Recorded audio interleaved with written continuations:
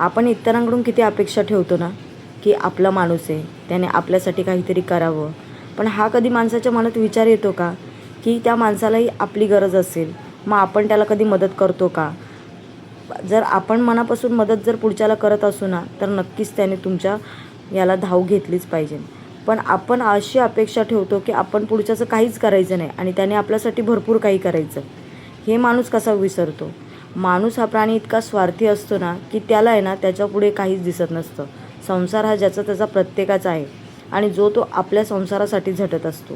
इतरांसाठी तो काही वाढवून ठेवत नसतो. कारण आपल्याकडे जरी ₹2 जास्त आले ना, तरी माणूस हा विचार करत नाही, माझं त्याच्यात भरणार आहे, मग आपण दुसऱ्याचीही मदत करावी. बरोबर ना? माणसाला फक्त आपला स्वार्थपणा दिसतो. मग चांगल्या गोष्टीत का दिसत नाही?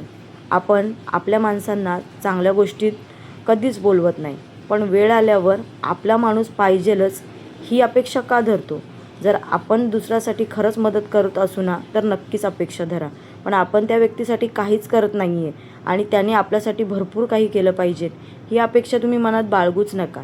कारण आपल्याला जसा वेळ नसतो ना इतरांसाठी, तसंच पुढच्यालाही वेळ नसतो. त्याचीही भरपूर कामे पडलेली असतात. मग ही अपेक्षा ठेवणं चुकीचंच आहे ना. जर तुम्ही खरंच इतरांसाठी खूप काही केलं आहे आणि ती व्यक्ती तुमच्यासाठी काही करत नसेल, तर ती व्यक्ती तिच्या जागेवर असू द्या. नेक्स्ट टाईम तुम्हीही तिच्यासाठी काहीच करू नका. कारण हे कलियुग आहे.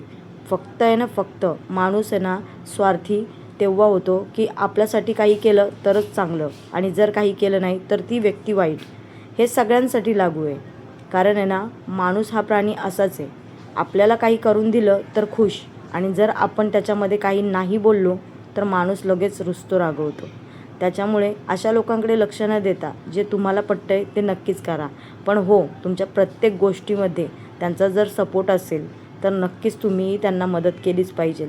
आणि जर पुढचा व्यक्ती करूनसुद्धा तुम्ही त्यांच्यासाठी काहीच करत नाही आहे, तर ही गोष्ट खरंच चुकीची आहे. त्याच्यामुळे अपेक्षा दुसऱ्याकडून ठेवूच नका, की ही व्यक्ती येईल आणि माझ्यासाठी करेल. बरोबर ना? कारण प्रत्येकजण आपल्या आपल्या गोष्टींसाठीच धडपडत असतो. मग अपेक्षा का कोणासाठी करायची? आपली चूक आपल्यात बघा, इतरांना त्यात ओढू नका.